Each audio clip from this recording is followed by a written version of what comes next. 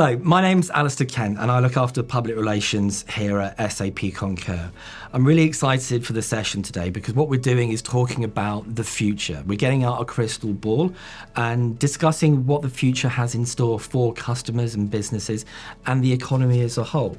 I'm really lucky to have Adam Bazeley with me today. Thank you for joining us. Thank you, Alistair. Can you give us a little overview about yourself and what you do here at SAP Concur? Sure, yeah. So my name is Adam Bazeley and I lead our EMEA SMB client development team. So what does that mean? Essentially, my teams are responsible for making sure that our customers are getting the value that they are looking to try and get from SAP Concur, helping them to find opportunities and ways to drive even further value through the solution, and then managing and working with our customers on the commercial relationship they have with us at SAP Concur.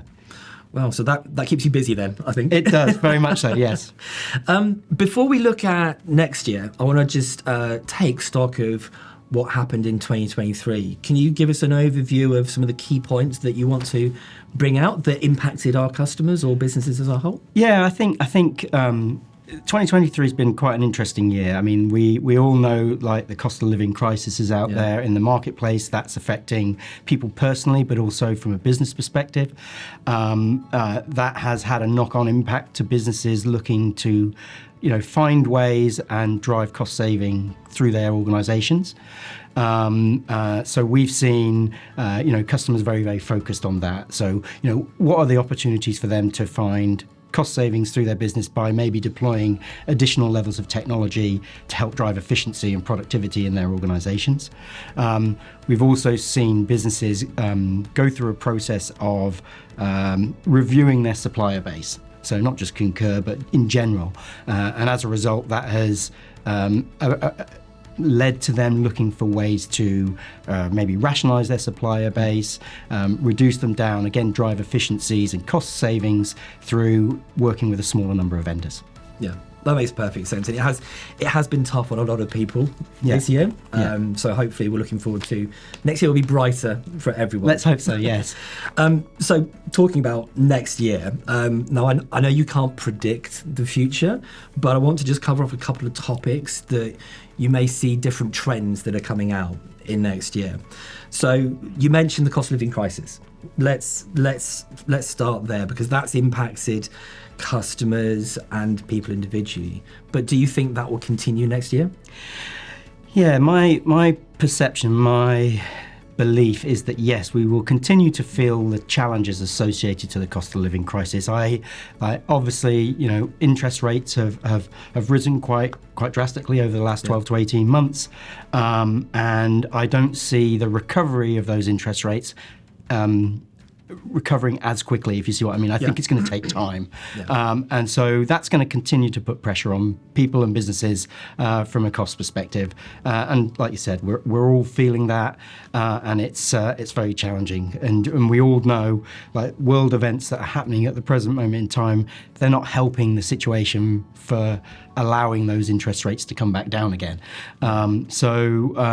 I think we're going to continue in that vein as we head through 2024. I do hope that as we get to the second half or the back end of 2024, that everyone will start seeing some relief in this respect, and hopefully that will allow businesses to look forward and look at ways and opportunities to drive their businesses forward and help them grow further.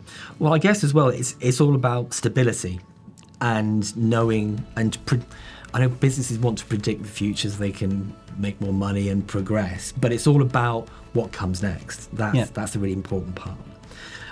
So moving on a bit, on the theme of cost, I want to talk about payments within companies, because I think that's obviously, we would as SAP Concur talk about payments and costs, but it's never really that simple. So what is SAP Concur doing next year in that area?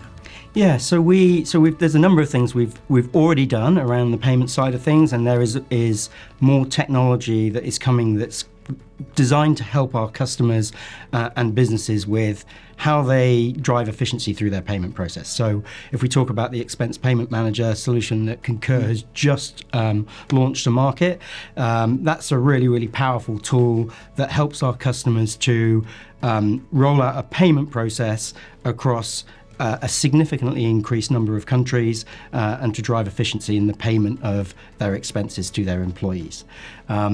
Second to that, things that have already come, we've rolled out an invoice payment manager solution in our US market.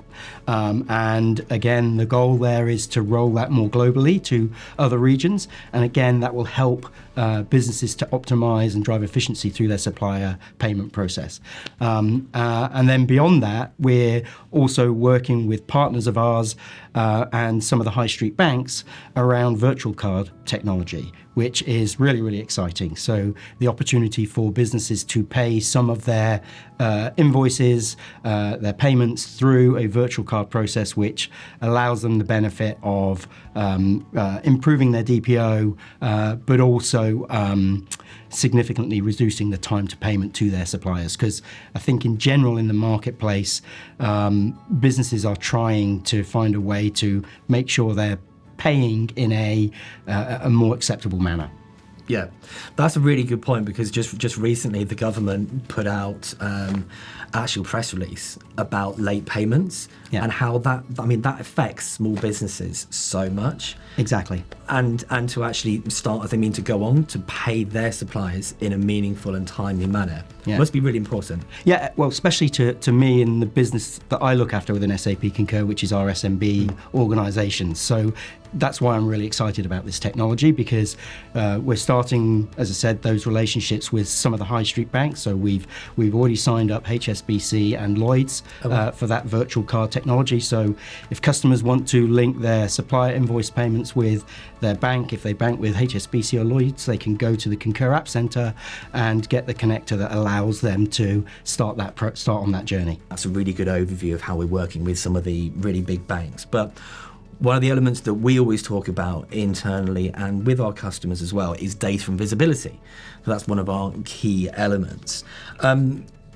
Can you have a think about what that may mean for next year around the data and visibility side? Is anything coming out on that side? So it's really interesting, that topic. A big part of the reason why businesses invest in SAP Concur when they first go on the journey with us is because frankly, they have very, very poor visibility into their spend. And they're trying to find ways to get better visibility, obviously.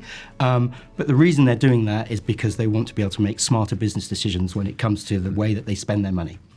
And Concur provides services within our portfolio that helps them to identify reporting capabilities that allows them to get that better visibility and then ultimately to drive those better business decisions that they want to be able to make. Now, could we do a better job around that area? I think we probably could, because many of our customers deploy the solution but then maybe don't necessarily roll out the reporting capabilities within their businesses. So, we're on a journey to help our customers realize what the art of the possible is, so that they can start driving those better business decisions. Yeah.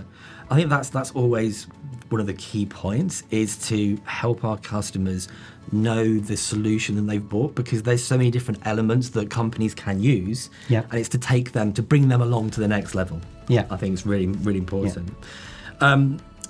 Now we're slowly running out of time, I'm afraid. So one last question. We haven't really touched on sustainability, one of the macro topics, which always comes up. It was a key topic last year. It was a key topic this year for businesses. Do you see that expanding and growing in importance for next year?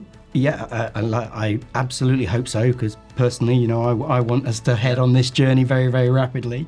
I've got 2 young children, so I want to be able to do so. Oh, exactly. It's a really, really important topic. And we do hear a lot of questions and interest around the sustainability topic, from our SMB customers. Many of them are struggling with, how do they identify their carbon footprint position?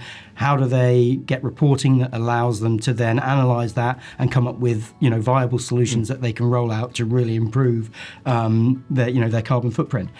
So we're talking a lot to our customers about that. We've come up with a number of packages to support our customers that allows them to really analyze their own personal data and then drive change within their business to really reduce their carbon footprint. I think what businesses are challenged with at the present moment in time in this area is because of the cost of living crisis, they have distractions and they have focuses in other areas, and that is creating a few challenges for businesses on their green journey, as it were. But I definitely don't see that slowing down. I definitely see businesses accelerating on that journey as we head into 2024 and beyond.